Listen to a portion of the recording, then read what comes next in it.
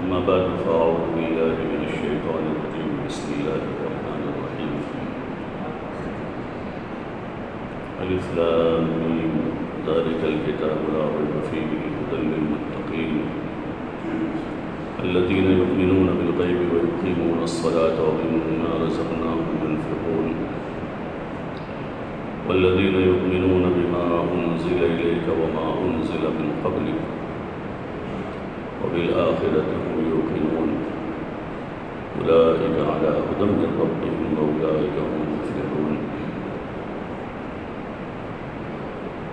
وقال تعالى ومن أحسن قولا ممن دعا إلى الله وعمل صالحا وقال إنني من المسلمين ولا تستوي الحسنة ولا السيئة ادفع بالتي هي أحسن فإذا الذي بينك وبينه عداوة كأنه ولي حميم وما يلقاها إلا الذين صبروا وما يلقاها إلا ذو حظ عظيم. صدق اللہ العظیم. جو حضرات دور بیٹھے ہیں قریب تشریف لے آئے. دین کی مجلس کا یہی ادب ہے کہ اس کو قریب سے ادب سے طلب سے سنا جائے تاکہ اس کا نفع تام صحابہ کرام رضوان اللہ تعالیٰ علیہم اجمعین کی حضور علیہ السلام کی مجلسوں میں بیٹھنے کا جو حال بیان کیا ہے اس میں یہی ہے کہ وہ آپ کی مجلسوں میں جڑ کر بیٹھتے تھے، مل کر بیٹھتے تھے اور دھیان سے سنتے تھے. صرف سنتے نہیں تھے بلکہ اس کو عمل کے لیے لیتے تھے. قرآن شریف میں بھی اللہ تعالیٰ کا جو ارشاد ہے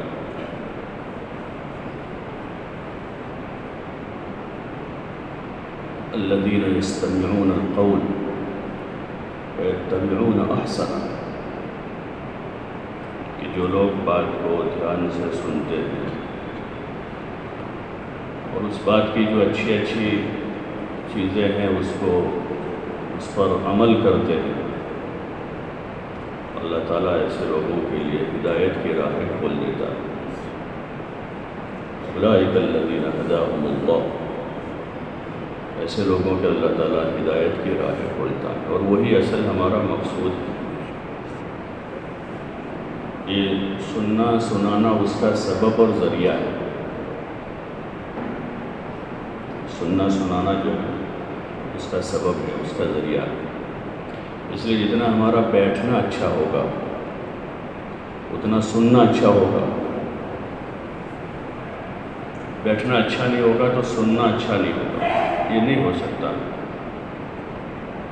بیٹھنا اچھا نہ ہو سننا اچھا ہو جائے. اس لیے جو حضرات دور بیٹھے ہیں مجمع سے ان سے گزارش ہے، ہماری درخواست ہے، اگر ٹیک لگانا ہے تو آگے والی دیوار پوری خالی ہے. یہ آپ مجلس سے قریب ہو جائیں گے تو اس دیوار پر مجبوری میں ٹیل لگا دیں، اور مجبوری نہیں ہے تو اپنے آپ کو مجبور نہیں بنانا چاہیے اور آگے بڑھنا چاہیے. آپ لوگ آ جاؤ بھائی. یہ جو دیوار پر ہے نا اکثر تو نوجوان ہیں اس میں، جو یہ داہنی طرف والی جو دیوار پر ہے ان سے بھی گزارش ہے کہ ادھر آ جاؤ آگے. اور جو معذور ہیں ان سے گزارش ہے کہ یہ دیوار پر ٹیک لگا دیں، آگے والی دیوار پر آ جاؤ تاکہ شیطان اچک نہ لے. ہم کو زندگی بھر اس کا خیال کرنا ہے کہ شیطان اچک نہ لے. ہر وقت ہم تو اس کے حضور صلی اللہ علیہ وسلم کی دعاؤں میں لا تکلنی الی نفسی طرفۃ عین کے پل چپکنے کے برابر بھی ہمیں ہمارے نفس کے حوالے میں. آ جاؤ بھائی آپ لوگ. یہ اور نئے آ کر بیٹھ رہے ہیں، پرانے تو وہیں بیٹھے ہوئے ہیں بھائی. آپ کہو تو میں وہاں آ جاؤں آپ کے پاس لینے کے لیے. پرانی عادت چھوڑ دو. یہ وہی مجمع جوڑنے والے ہیں، ان کے پیر پکڑ لو، آپ کی ٹوپی ان کے پیر میں رکھ دو. جو معذور ہیں ان کے ہی پیر میں ٹوپی رکھ دو تاکہ وہ یہاں آگے کی دیوار پر ٹیل لگا دیں، اور جو غیر معذور ہیں ان کے ہاتھ جوڑ لو کہ بھائی اللہ کے واسطے آ جاؤ۔ ادھر بھی جو ساتھی ہمارے ہیں کرسی والے جو تھوڑے آگے لے لو کرسیاں،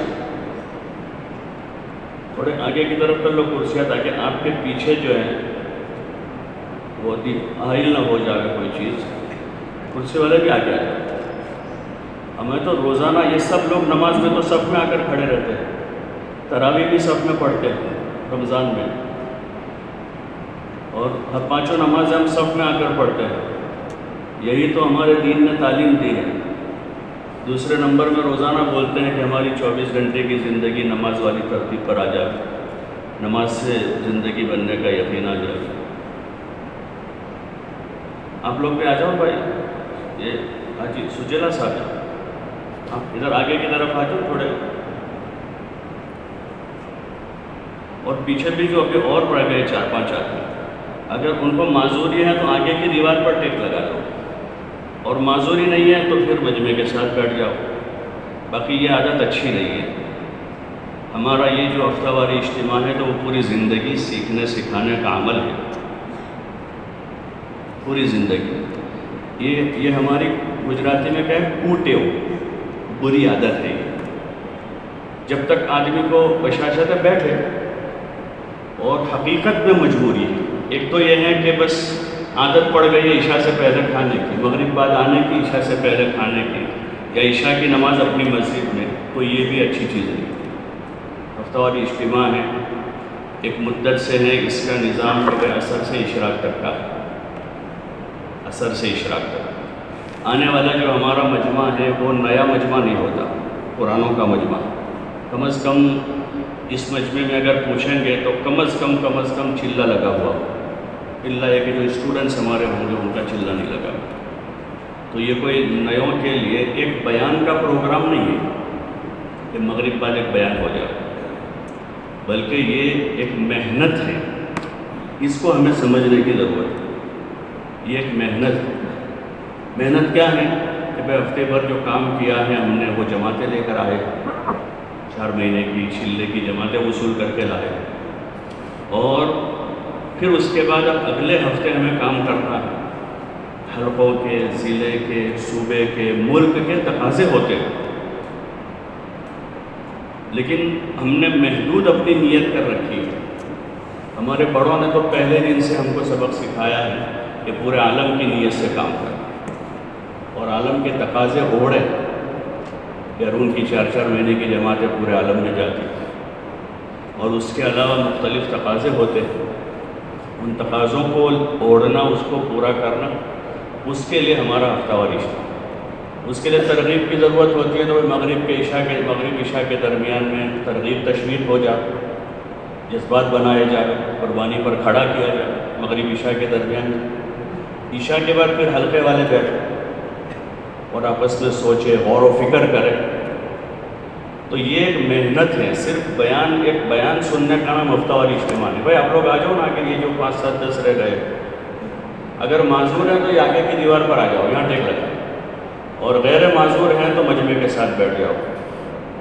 وہ جو کرسی والے ہیں، پیچھے جو کرسی والے بیٹھے ہیں فون پر بات کر رہے ہیں، وہ کون ہے؟ اب تو فون رکھ دو بھائی جیب میں۔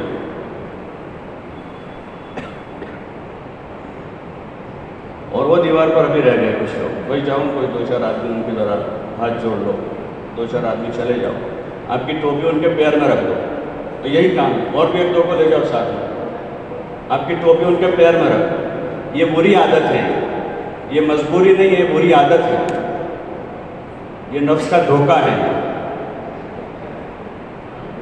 آپ کو اگر معذوری ہے تو یہ آگے کی دیوار پر ٹیک لگا دو، اور معذوری نہیں ہے تو مجمع کے ساتھ مل کر بیٹھو، چاہے 1 گھنٹے کے بعد آپ کو جانا ہو چلے جائے۔ لیکن اس طرح کی وہ کرنا اور اس پر اڑے رہنا، یا پھر اپنی مسجد میں جا کے معمولات پورے کر لو۔ اگر معمولات ہی پورے کرنے تو اپنی مسجد میں جا کے پورے کر لو، باقی یہ کوئی کھیل تماشا نہیں ہے۔ محنت کو محنت کے روح سے کرنا چاہیے۔ اب دیکھو کتنا اچھا یہ ایک وہ دکھ رہا ہے، یہ 3 لوگ کہاں سے آئے بھائی؟ اور ان کے بعد 2 بیٹھے وہ کہاں کے ہیں؟ آپ لوگوں تک آواز نہیں آ رہی بھائی ہماری؟ یہ آپ لوگوں کے پیر پکڑ لے آ کر آ جاؤ، آگے آ جاؤ بھائی. دیکھو ذرا 2-4 آدمی کو، یہ 2 کو بلا کے بلا لاؤ. اگر ان تک آواز نہیں پہنچ رہی تو ان کو بھی بلا لو.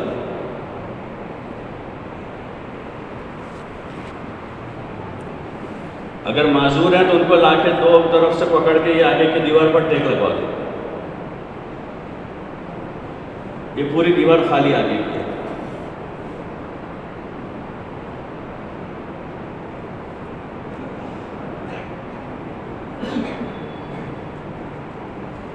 ابھی اور ایک رہ گئے بھائی آپ کے پیچھے. آپ کی ٹوپی نکال کے رکھ دو ان کے پیر میں ذرا، اگر ان کو شرم آتی ہو.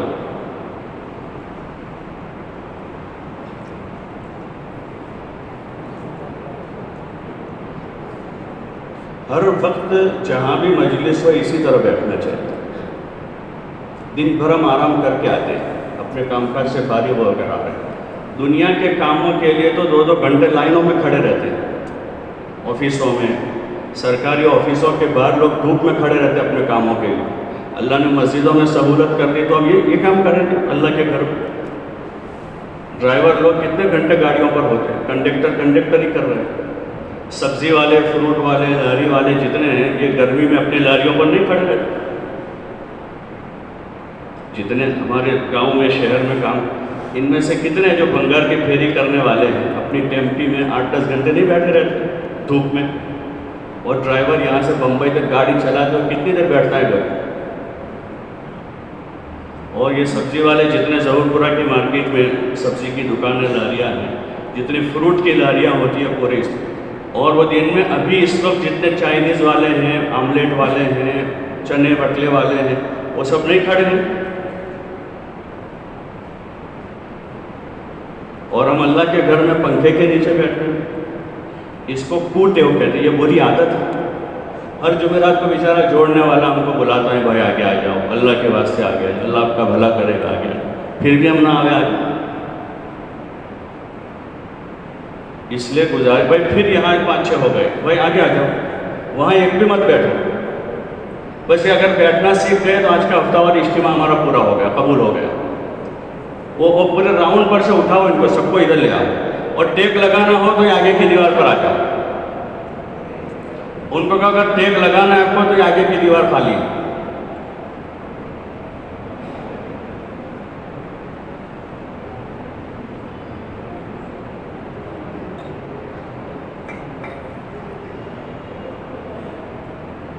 اس کو کہتے ہیں یہ بری عادت. جیسے شراب والے کو شراب چھوڑوانا مشکل ہوتا ہے، ایسے بری عادت چھوڑوانا مشکل ہوتا ہے.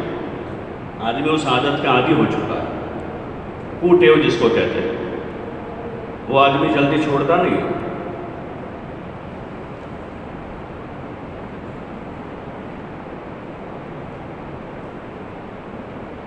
اس کام کا یہ امتیاز تھا تبلیغ کے کام کا کہ جماعت کی نسبت پر ہونے والا بڑا اجتماع ہو، چھوٹا اجتماع ہو، اس کا مجمع جڑا ہوا ہوتا تھا ہمیشہ.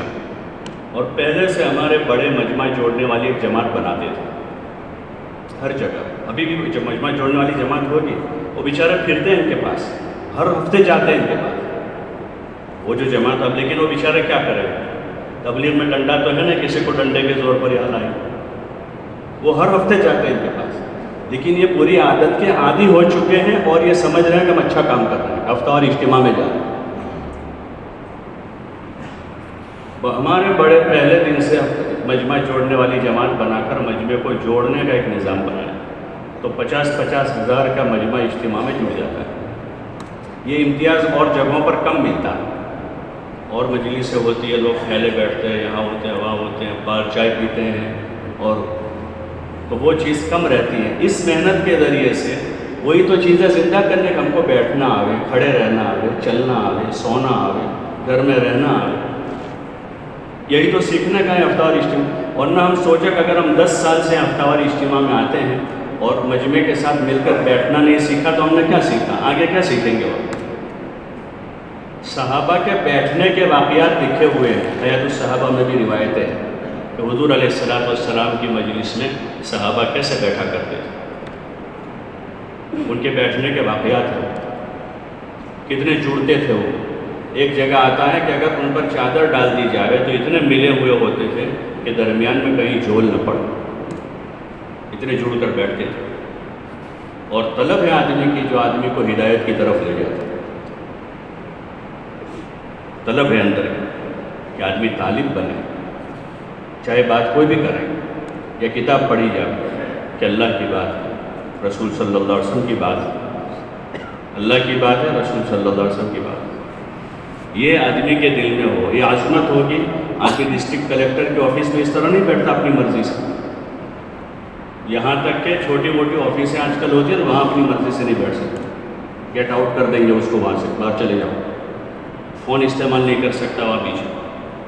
ایک اللہ کا گھر ہے کہ شاہی دربار ہے.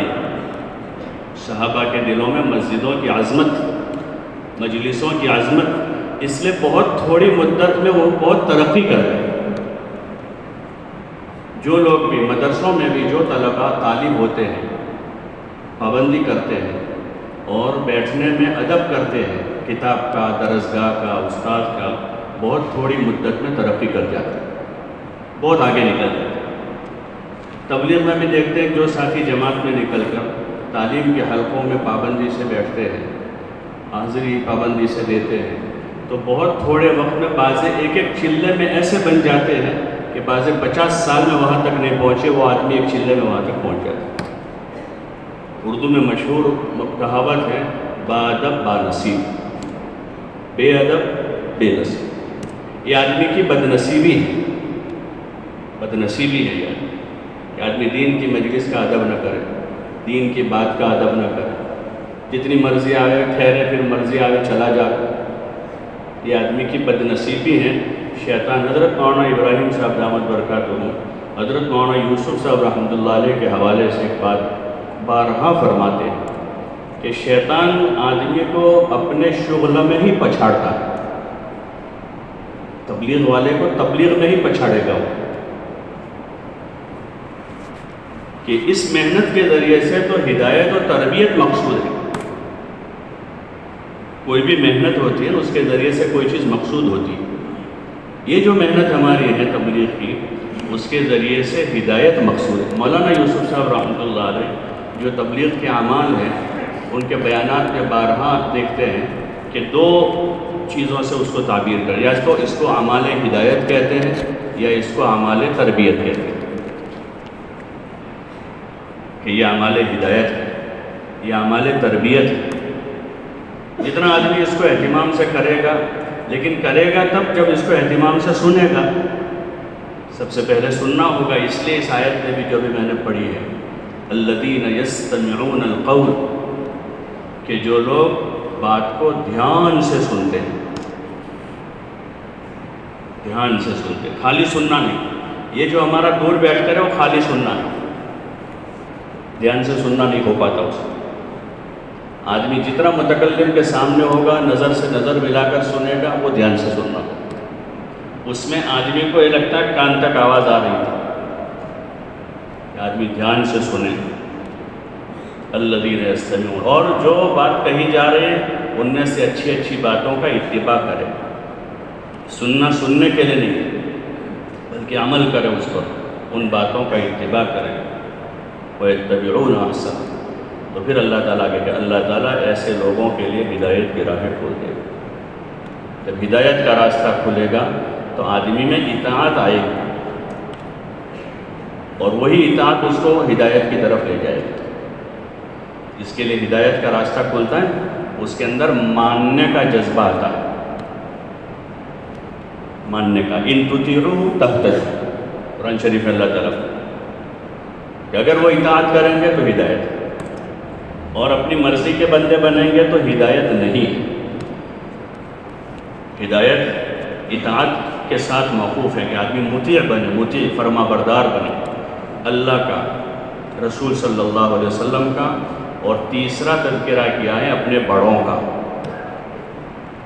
اپنے بڑوں کا آدمی فرما بردار رہے. اطیعوا اللہ وَأَطِيعُوا الرَّسُولَ وَأُولِي الْأَمْرِ مِنْكُمْ،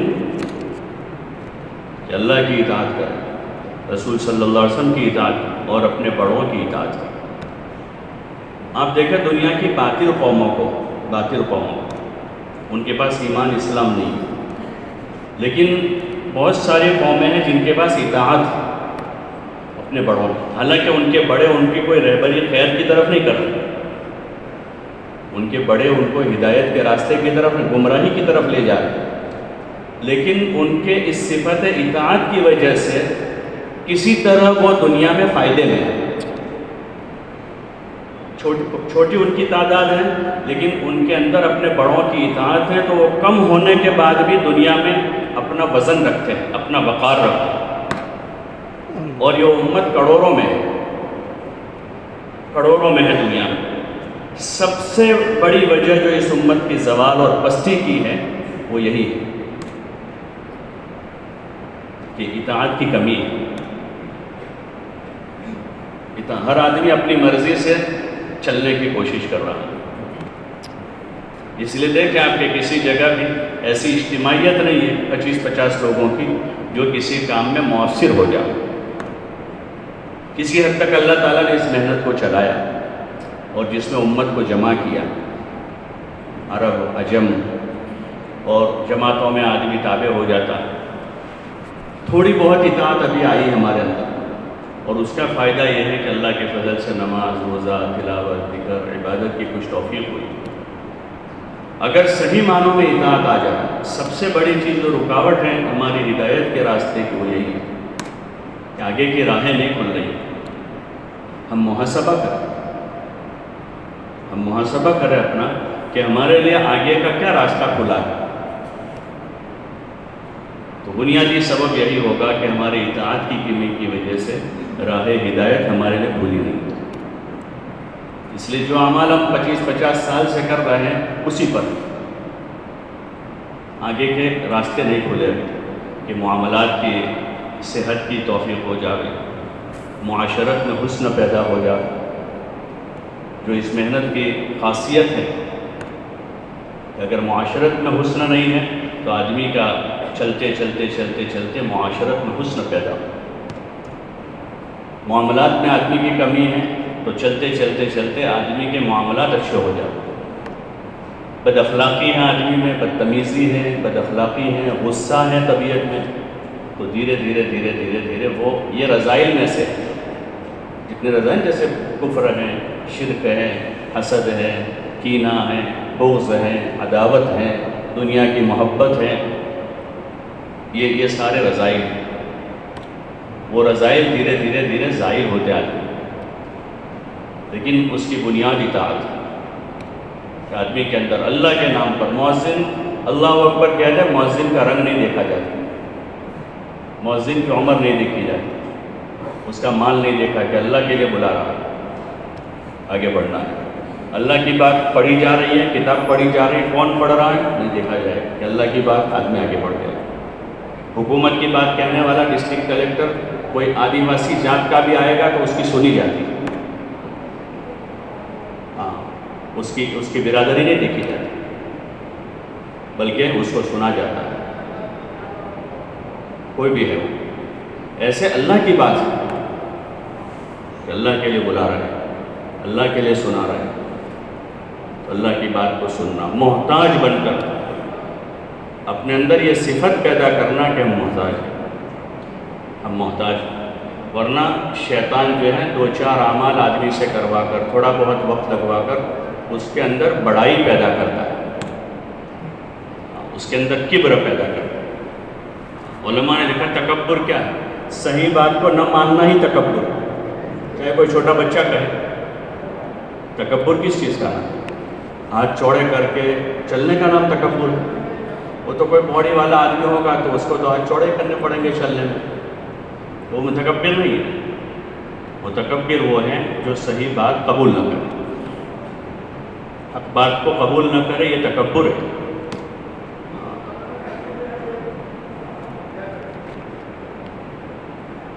تو اس لیے ہمیں اس کی مشق کرنی ہے، اطاعت کی، تاکہ ہدایت کا راستہ ملے۔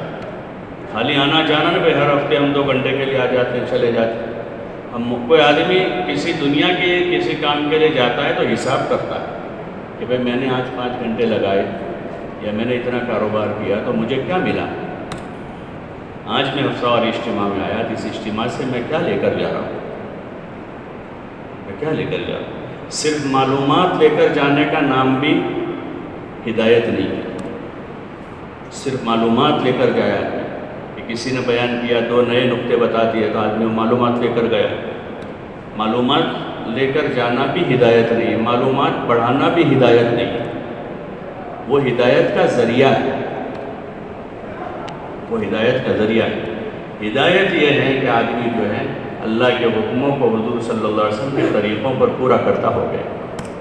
جس وقت کا جو حکم, چلتے وقت چلنے کا حکم پورا کرے, بیٹھتے وقت بیٹھنے کا حکم پورا کرے, سوتے وقت سونے کا حکم پورا کرے, اور کھاتے وقت کھانے میں جو حکم ہے اس کو پورا کرے. نبی علیہ السلام کا طریقہ کیا ہے, اس کی مشق کا نام یہ محنت ہے. مولانا الیاس صاحب رحمۃ اللہ علیہ سے جب کسی نے پیچھے پوچھا کہ آپ کیا چاہتے ہیں تو مولانا الیاس صاحب رحمۃ اللہ علیہ نے یہی فرمایا, احیاء جمیع ما جاء بہ النبی صلی اللہ علیہ وسلم. رسول صلی اللہ علیہ وسلم جو کچھ لے کر آئے ہیں ان چیزوں کو میں زندہ کرنا چاہتا ہوں کہ وہ چیزیں. اور آپ صلی اللہ علیہ وسلم خالی معلومات لے کر نہیں آئے, نالج لے کر نہیں آئے. آپ کی کامیابی کا راز جو دنیا کے ماہرین نے بتایا, ان میں سے ایک عیسائی, میں نام ان کا بھول رہا ہوں, انہوں نے پہلے دنیا کے 100 آدمیوں کی لسٹ بنائی, 100 کی, پوری دنیا کے بڑے لوگوں کی, اور اس میں انہوں نے ان 100 پر ان کی زندگی کے الگ الگ گوشوں پر انہوں نے نظر دوڑائی کہ یہ آدمی مذہبی اعتبار سے کیسا ہے, پھر مذہب میں بھی عبادت کے اعتبار سے کیسا ہے, اخلاق کے اعتبار سے کیسا ہے, اور دیگر ان کی خدمات پر نظر دوڑائی. وہ عیسائی ہے, لیکن یہ سارے پہلوؤں پر نظر دوڑا کر انہوں نے سب سے پہلا نمبر پر لکھا حضرت محمد صلی اللہ علیہ وسلم, اور عیسیٰ علیہ السلام کو تیسرے نمبر پر لکھا ہے, پہلے نمبر پر حضور کو لکھا. اور وجہ یہ لکھی کہ عیسیٰ علیہ السلام کی عبادت, ان کے اعمال, ان کی یہ ساری چیزیں ہیں, لیکن محمد صلی اللہ علیہ وسلم جو ہے اپنی عبادت کے ساتھ ساتھ ایک بہترین سیاسی نظام بھی لائے. وہ وجہ ترجیح میں رکھتا رہ سکے اس کی وجہ سے. تو آپ علیہ السلام اور دیگر انہوں نے ایک بات یہ لکھی کہ محمد صلی اللہ علیہ وسلم جو ہے وہ عمل والے آدمی, جو بات وہ دوسروں کو کہتے ہیں اس سے زیادہ وہ خود کرتے ہیں. انہوں نے لوگوں سے 2.5% زکوٰۃ مانگی اور اپنے گھر میں جھاڑو لگا دیا, اپنے پاس کچھ نہیں رکھا, اور لوگوں سے مالداروں سے کہا کہ 2.5% زکوٰۃ ادا کریں. ایسے ہی انہوں نے لوگوں سے 5 وقت کی نماز کا مطالبہ کیا اور خود اپنی ذات سے 8 وقت کی نماز پڑھی. تہجد پڑھتے تھے, چاشت کی نماز پڑھتے تھے, اوابین پڑھتے تھے. ایسے ہی دیگر جتنے موقعوں پر کوئی جان مال لگانے کا وقت آتا تھا تو وہ اوروں سے زیادہ لگاتے تھے. تو ہمارا جو دین ہے وہ صرف نظریہ نہیں, معلومات نہیں, عمل ہی عمل ہے. چاہے عبادت ہو تو عبادت میں لمبی نمازیں ہیں, ذکر ہیں, تلاوت ہے, دعا ہے, معاملات ہیں آدمی کے, تو عملاً آدمی برتے, معاملے میں بھی عملاً برتے, پریکٹیکلی ہو جائے. معاشرت ہے تو معاشرت عملی ہے کہ آدمی ماں باپ کے ساتھ حسن سلوک کرے, ماں باپ کی خدمت کرے, بھائی بہنوں کے ساتھ اچھا سلوک کرے, رشتہ داروں کے ساتھ صلہ رحمی کرے, پڑوسیوں کی خدمت کرے, غریبوں کو بھوکوں کو کھلاوے, پیاسوں کو پلاوے. یہ پریکٹیکل لائف کہتے ہیں اس کو, عملی زندگی کہتے ہیں, نظریات نہیں ہے سب. تبلیغ جو ہے, تبلیغ اس میں پہلے ایک بات بار بار کہی جاتی تھی, بھائی ایمان کی مشق, نماز کی مشق, علم کی مشق, ذکر کی مشق, یہ بولتے تھے. 24 گھنٹے اس کی مشق کرے, ایسا کہتے تھے. صبح شام اس کی مشق کرے, ایمان کی مشق کرے. کیسے کرے کہ خوب اللہ کی بڑائی کو بولے, کام کرے. یہ کام ہے اس وقت، بولنے کا کام کہ اللہ کی بڑائی کو بولے، انفرادی مجلسوں میں، اجتماعی مجلسوں میں اللہ کی بڑائی کو بولے، اس کی عظمت کو بولے، آخرت کو بولے، دعوت دے۔ یہ کام ہے دعوت دینے کا، لوگوں میں چل پھر کر دعوت دے کہ اللہ بڑا ہے، اللہ کھلاتا ہے، اللہ پلاتا ہے، اللہ پالتا ہے، وہی کرتا ہے، اس کو پوری قوت کے ساتھ بولے۔ دوسرے نمبر پر نماز، تو نماز کی مشق کریں کہ نماز کے فضائل سنیں، نماز کے ذریعے سے زندگی بنانے کا یقین پیدا کرنے کے لیے اپنے چھوٹے بڑے جو کام کاج ہیں تو ہر کام میں 2 رکعت پڑھ کے اللہ سے مانگتے مانگتے مانگتے مانگتے مانگتے پھر یقین ہمارا یہ بنے گا کہ اللہ کرتا ہے۔ یہ نماز کا فائدہ ہے کہ نماز کے ذریعے سے کاموں کے بننے کا یقین پیدا ہو۔ حضور علیہ السلام کے بارے میں آیا کہ آپ صلی اللہ علیہ وسلم جب بھی کوئی ایسا امر پیش آتا تھا، حادثہ پیش آتا تھا، تو آپ نماز کی طرف متوجہ ہو جاتے اور اتنی نماز پڑھتے تھے کہ وہ حال چلا جائے۔ اس لیے آپ لوگوں نے شاید وہ بارش نہ آنے کے وقت نماز پڑھتے ہیں، استسقاء کی صلاۃ استسقاء پڑھتے ہیں، تو آپ لوگوں نے پڑھی ہوتی ان میں سے بہت کہ وہ نماز لمبی پڑھتے، 2-2.5 پاڑے پڑھتے اس میں قرآن 2 رکعت، کہ وہ حضور علیہ السلام کے اتباع میں۔ حضور تو اتنی لمبی پڑھتے تھے کہ جب تک وہ حال دور نہ ہو جائے نماز نہ مشغول رہے۔ تو انس والی وہ مشہور روایت ہے کہ مدینے میں تیز ہوا چلی تو ہم نے دیکھا کہ حضور کیا کرتے، دیکھیں وہ کیوں دیکھنے گئے تھے حضور کو کہ یہ عمل اس وقت کا کیا ہے ہم معلوم کریں تاکہ ہم بھی کر سکیں۔ تماشا دیکھنے نہیں گئے تھے وہ، جیسے ہمیں بھائی ہوا پہنچ چلتی ہیں تو لوگ جمع ہو جاتے ہیں، بھیڑ ہو جاتی ہے، لوگ باتیں کرتے ہیں، اپنے حساب سے بولتے ہیں، آوازیں کرتے ہیں، آوازیں بلند ہو جاتی ہیں۔ وہ چونکہ حضور علیہ السلام کو قابل اتباع سمجھتے ہیں، آپ صلی اللہ علیہ وسلم کو نبی ماننا، آپ کو قابل اتباع ماننا ہمارے ذمہ ضروری ہے کہ آپ قابل اتباع ہیں، آپ ہمارے لیے اسوہ حسنہ ہیں۔ صحابہ حضور کو اس نظر سے دیکھتے تھے کہ آپ کیا کرتے ہیں، کیوں کہ وہ ہمیں کرنا ہے جو آپ کر رہے ہیں۔ تو حضرت انس فرماتے مدینے میں تیز ہوا چلی، ہم نے دیکھا کہ حضور کیا کرتے تھے، آپ مسجد کی طرف دوڑ کر گئے اور آپ نے اتنی لمبی نماز پڑھی کہ وہ ہوا رک گئی کہ عمل بتایا ہے۔ تو ہماری زندگی میں نماز اس حیثیت سے نہیں ہے، ہماری زندگی میں جو نماز ہے وہ نماز اس حیثیت سے نہیں ہے۔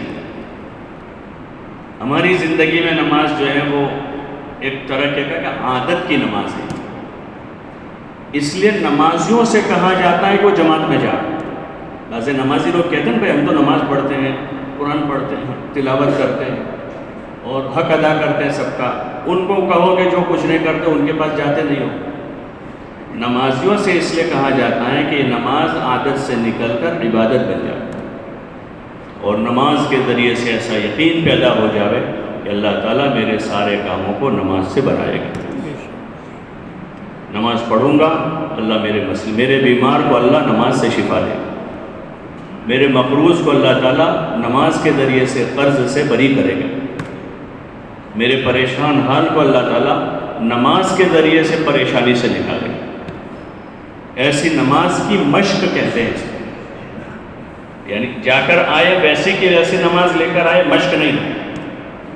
ایک آدمی کسی کام کی مشق کرتا ہے، پریکٹیکل اس نے پڑھ لیا ہے، مثال کے طور پر الیکٹریشین کا کورس ITI میں پریکٹیکل پڑھا، اب اس کو کہو بھائی ذرا ایک گھر کا چھوٹا سا گھر ہے لائٹ فٹنگ کر دو، کر سکے گا وہ؟ ارے بولو بھائی کر سکے گا؟ ارے بھائی تم نے کورس کیا ہے پھر بھی نہیں کر سکو، وہ نہیں کر سکے گا۔ ایسے ہماری نماز جو ہے وہ تھیوریکل تو ہے، وہ پریکٹیکل نہیں ہے۔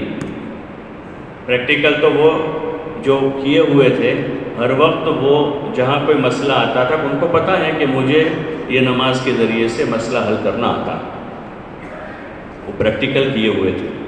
تو اس لیے حضرت شیخ رحمۃ اللہ علیہ نے فضائل نماز میں ایسے واقعات صحابہ کے بھی نقل کیے ہیں، تابعین کے بھی نقل کیے ہیں، صالحین کے بھی نقل کیے، کہ کوئی یہ نہ کہے کہ وہ تو صحابہ تھے، یا کوئی یہ نہ کہے کہ وہ تو تابعین تھے جنہوں نے صحابہ کو دیکھا تھا، کوئی یہ نہ کہے کہ وہ تو فلاں فلاں تھے۔ اس لیے ہر قسم کے لوگوں کے امت کے مختلف طبقات کے واقعات بیان ہیں۔ اس میں وہ قلی والا قصہ ہے، مسافر کا کہ کولی نے اس کو وہاں جنگل میں لے جا کے مارنے کا ارادہ کیا، بھائی 2 رکعت پڑھ لینا. وہ پریکٹیکل نماز تھی،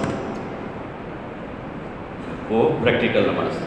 وہ عورت کا قصہ ہے حضور کے زمانے کی، بیٹا اس کا مر گیا، تجہیز تکفین ہو چکی تھی، خبر دی ایسا ہے، بولے تھوڑی دیر مجھے موقع دے دو. نماز پریکٹیکل تھی. جا کر کہہ رہے کہ اللہ اس بچے کو قیامت میں تو زندہ کرے، زندگی اور موت تیرے ہاتھ میں، تو قادر ہے کہ آج بھی اس کو زندہ کر سکتا. میں جدید الاسلام ہوں، میری قوم مجھے تانے دے گی کہ اسلام قبول کیا، اس کا بیٹا مر گیا، اس بچے کو زندہ کر دیا. تو اللہ تعالیٰ نے اس بچے کو زندہ کیا اور وہ سال تک زندہ رہا. یہ بھی نہیں کرتا بذرا آنکھیں کھول دی اور پھر اس کے بعد دوبارہ چلا گیا وہ، کہ ابھی پوری طور پر روح قبض نہ ہوئی تھی اس کی. ہوتے ہیں بعض مطلب ایسے کیس ہو جاتے، لوگ سمجھتے انتقال کر گیا ہے لیکن وہ ابھی انتقال نہیں کر جاتا. تو ایسا نہیں ہوا، وہ سال تک زندہ رہا. یہ ہے ان کے عملی. وہ سواری والا قصہ ایک لکھا ہے کہ سواری کا انتقال ہو گیا تو انہوں نے کیا کیا، لوگوں نے کہا کہ ہماری سواری کو، بولے نہیں تم آگے جاؤ میں آتا ہوں. ان کو آگے بڑھا دیا اور اپنا کام کیا ہے، سواری کو زندہ کروایا اللہ سے. یہ یقین کی طاقت ہے. تبلیغ میں اس لیے نمازیوں سے کہا جاتا ہے کہ اپنی نماز کے ذریعے سے کاموں کے بننے کا یقین پیدا کرنے کے لیے اللہ کے راستے میں نکل کر مشق کرنی. جو اصل بات میں عرض کرنا چاہ رہا ہوں کہ صرف معلومات بڑھانے کا نام یہ کام نہیں ہے. معلومات بڑھانا یا صرف وقت فارغ کر کے ہم سن لیں یا وقت فارغ کر کے ہم 4 مہینہ چلہ لگا لیں، اس کے لیے نہیں ہے، بلکہ اس راستے میں چاہے مقام پر ہم ہیں یا باہر ہیں ایک محنت ہے. اور وہ محنت یہ 6 صفتوں پر ہے کہ ایمان کی ترقی روز بروز ہو رہی ہے، اللہ سے تعلق بڑھ رہا ہے، عبادت کا مزہ آ رہا ہے، دعا میں جی لگ رہا ہے، مسائل کے وقت اللہ یاد آ رہا ہے. کون یاد آ رہا؟ یہ ٹھیک ہے، اللہ تعالیٰ نے دارالاسباب دنیا کو بنایا، وہ سبب بھی اللہ ہی کرے گا. لوگ کہتے ہیں دنیا ضرور دارالاسباب، لیکن وہ سبب بھی کون پیدا کرے گا؟ اللہ ہی کرے گا. تو بندہ سبب کی طرف نہیں جائے گا، کہاں جائے گا؟ اللہ سے کہے گا کہ اللہ تو میرے لیے آسانی کر. موسیٰ علیہ السلام پر حالات آئے،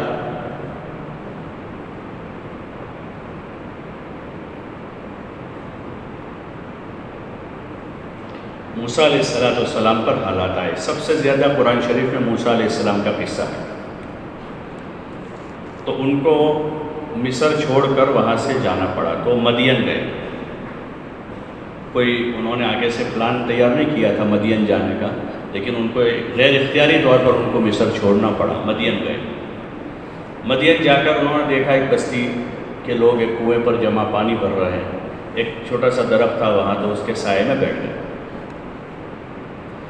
اور جو عام متن ایک انسان ہونے کے ناطے، اور خصوصاً وہ تو جلیل القدر نبی تھے، جو اندر ایک عاطفہ، ایک جذبہ ہوتا ہے کہ انسان کی خدمت کرے جہاں بھی ہو. یہ انسانیت ہے کہ آدمی جہاں بھی ہو، کوئی پریشان حال کو دیکھے، کوئی مصیبت زدہ کو دیکھے، کوئی معذور کو دیکھے، کوئی مجبور کو دیکھے، کوئی مریض کو دیکھے، تو اس کی خدمت کرے. اور خود نبی ہے. پھر وہ انہوں نے دیکھا کہ 2 لڑکیاں بہت دیر سے کھڑی ہیں یہاں اور مرد پانی بھر رہے ہیں کنویں سے. تو ان کو حیرت ہوئی کہ یہ کیا ہو رہا ہے. جا کر ان سے پوچھا کہ کیوں تم اس طرح کا؟ بولے ہمارے گاؤں کا دستور ہے کہ پہلے مرد پانی بھرتے ہیں، جب مردوں کی باری ختم ہوتی ہے پھر عورتوں کا نمبر آتا ہے. اب چونکہ وہ تو مرد تھے، انہوں نے ان کے برتن لیا اور ان کی طرف سے پانی بھر دیا. اب وہ بچیاں گھر واپس لوٹیں. ایک طرف وہ بچیاں جا رہے واپس، دوسری طرف موسیٰ علیہ السلام درخت کے نیچے جا کر بیٹھے اور بیٹھ کر کہہ رہے رب انی لما انزلت الی من خیر فقیر. بس ایک جملہ کہہ رہے ہیں. اللہ تعالیٰ سے لینے کے لیے کوئی پوری کتاب بھی لکھنے کی ضرورت نہیں اور آدھے پونے گھنٹے کی دعا مانگنے کی بھی ضرورت نہیں. اگر تعلق ہو جائے، بولتے ہیں بھائی تعلق ہوتا ہے تو ایک فون کافی ہو جاتا ہے، اور تعلق نہیں ہوتا ہے تو اپوائنٹمنٹ لینے میں 6 مہینے نکل جاتے ہیں. ہوتے ہیں جو بڑے لوگوں کے پاس کبھی اپوائنٹمنٹ چاہیے تو وہ پی اے سے بات کرتے ہیں اور پھر اس کے بعد فون کرتے ہیں بھائی ذرا ہمارا خیال کرنا ہے. تو 6 مہینے کے بعد اپوائنٹمنٹ ملتی ہے. پھر اپوائنٹمنٹ ملنے کے بعد وہاں 15-20 نمبر ہیں، 10 نمبر کلیئر ہو گئے اور صاحب کہیں چلے گئے. پھر وہ پی آتا ہے کہ بھائی ہم ہم سے ایسا ہے ویسا ہے، تم بعد میں آؤ. پھر اب اگلی اپوائنٹمنٹ لینے کی. اور تعلق ہوتا ہے تو اپائنٹمنٹ کی ضرورت نہیں، آدمی سیدھا فون کرتا ہے اور اس کو یقین ہوتا ہے کہ رات 12 بجے بھی میرا فون اٹھا لے گا، ایسا یقین ہوتا ہے۔ تو جب آدمی محنت کر کے اللہ تعالیٰ سے تعلق بناتا ہے تو پھر یہ اس طرح سے کام ہو جاتا ہے۔ موسیٰ علیہ السلام نے کہا رب انی لما انزلت الی من خیر فقیر، کہ یا اللہ تیری طرف سے جو خیر ملے میں اس کا محتاج ہوں، جو بھی تو دے دے گا۔ ایک جملے کی دعا ہے، اس میں آسمانی نظام حرکت میں آئے۔ بچیاں گھر پہنچی، شعیب علیہ السلام کی بیٹیاں تھیں۔ شعیب علیہ السلام نے پوچھا کہ معمول کے خلاف آج جلدی آ گئی؟ تو انہوں نے کہا کوئی نوجوان تھا، اس نے آج ہماری طرف سے پانی کھینچ دیا، اس لیے جلدی ہے۔ تو کون تھا وہ؟ پھر انہوں نے کہا کہ جاؤ بلا کے لاؤ۔ تو وہ ان کو بلا کر لائے اور وہاں پہنچے، بات چیت ہوئی۔ تو پہلی بات تو شعیب علیہ السلام نے کہا کہ گھبرانے کی ضرورت نہیں ہے، آپ امن کی جگہ آ گئے۔ سب سے بڑا مسئلہ تھا کہ وہ خوف تھا ان کو، ادھر وارنٹ جاری تھا ان کے خلاف۔ پہلی بار کہ آپ امن کی جگہ آ گئے، گھبرانے کی ضرورت ہے، خوف چلا گیا۔ ایک لیٹی کی دعا ہے اور صحیح جگہ پہنچا دیا جنہوں نے کہ بھائی آپ امن کی جگہ آ گئے۔ دوسرے نمبر پر شعیب علیہ السلام نے، ان کی بیٹیوں نے ابا سے گزارش کی کہ ابا بہت ایماندار امانت دار آدمی اور مضبوط ہے، طاقتور آدمی، تو آپ ان کو نا قوی امین ہے، یہ قوی بھی ہے اور امانت دار بھی ہے، کیونکہ بچوں نے دیکھا اس وقت پانی بھر دیا، اس وقت بھی، اور جب گھر گئے اس وقت بھی کہ نظر اٹھا کر دیکھا نہیں ان کی طرف، بہت پاک دامن ہے، امانت دار آدمی ہے۔ کہا کہ ان میں سے ایک کو جو ہے نا اجرت پر رکھ لو، ان کو اجرت پر رکھ لو، بیٹیوں نے کہا۔ تو شعیب علیہ السلام جو کہ سمجھدار آدمی تھے، اللہ کے رسول تھے، انہوں نے پیشکش کر دی اپنی بیٹیوں میں سے کسی ایک سے نکاح، کہ آپ ایسا کرو کہ نکاح کر لو، یہ دو میں سے کسی ایک سے 8 سال میرے ساتھ رہنا ہمارے اس میں، وہ اس کی مہر ہو جائے گی، اور 2 سال مکمل کر لو تو بہت اچھا ہے، 10 سال پورے کر لیں، وہ تمہارے اختیار میں، باقی 8 ہم طے کر لیں اور آپ نکاح کر لو۔ تو دوسرا جوان آدمی کا سب سے بڑا مسئلہ کون سا ہوتا ہے؟ نکاح کا ہوتا ہے۔ آدھی لیٹی کی دعا ہے، امن مل گیا، نکاح ہو گیا، اور اس جگہ نیشنلٹی ہو گئی 10 سال تک۔ کتنے سال کی؟ کہ اجنبی آدمی کسی ملک پہ ہوتا ہے تو اس کا سب سے بڑا مسئلہ ہے، ورنہ ہر روز کاغذ بناؤ، یہ جو ملکوں میں لوگ ہیں نا، یورپ، امریکہ میں، سعودی وغیرہ میں، تو روز ان کے مسئلے ہوتے ہیں، بھائی کاغذ ختم ہو گئے، تاریخ پوری ہو گئی، تو 10 سال تک کی نیشنلٹی مل گئی وہاں۔ اور شعیب علیہ السلام کی بکریاں گھر میں ہی تھی، دھندا مل گیا، کاروبار ہو گیا، بیوی ہو گئی، گھر ہو گیا، امن ہو گیا، نیشنلٹی ہو گئی۔ آدھی لیٹی کی دعا ہے لیکن تعلق والے کی دعا ہے۔ یہ تبلیغ سے یہ چاہا جا رہا ہے کہ ہم سب کا ایسا تعلق ہو جائے اللہ سے۔ اسباب کس نے بنائے؟ یہ سب بغیر سبب کے کام نہیں ہوا۔ بیوی ملی، گھر ملا، دھندا ملا بکریوں کا، یہ سارے سبب ہیں۔ ہم جو الجھے ہیں کہ ہم خود سبب بنانے کے لیے جا رہے ہیں، ہمیں جو مغالطہ ہوا ہے کہ ہم خود اپنے بازو کے زور پر، اپنے دماغ کے زور پر، اپنے پیسوں کے زور پر کام کرنا چاہتے ہیں۔ اس لیے اللہ تعالیٰ جب نہیں چاہتا ہے تو بہت سارے ایسے عقل والے ہیں کہ جن کی صلاح سے بہت سے دھندوں پر لگ گئے، انہوں نے صلاح دی، وہ کروڑ پتی بن گئے، وہ وہیں کا وہیں ہے۔ بہت سے پڑھے لکھے ہیں، بہت زیادہ اعلیٰ تعلیم یافتہ ہیں، ان کے پاس اچھی تعلیم، ان کے مشوروں سے بہت سارے لوگ جو ہیں بڑی بڑی جاب پر لگ گئے، لیکن وہ وہیں کے وہیں تھے، کیونکہ اللہ ان کے لیے نہیں چاہ رہا ہے کہ وہ کہیں جائیں۔ تو اسباب بھی اللہ مہیا کرتا ہے، یہی دھوکے سے نکلنا ہے، یہی سب سے بڑا دھوکہ ہے کہ اسباب جب اللہ چاہے گا تو اسباب مہیا کرے گا، اور وہ نہ چاہے گا تو وہ اسباب کو برباد کر دے گا۔ ہاں، کہ پکی پکائی کھیتی کو اجاڑ دے گا، بسی بسائی بستی کو وہ ایک زلزلہ لا کر برباد کر دے گا، اور وہ جب پالنا چاہے تو وادی تی میں لے جا کر یہ یہودیوں کو 40 سال تک من اور سلوا کھلایا، اور ایک پتھر سے 12 چشمے جاری کیے، ایک پتھر سے۔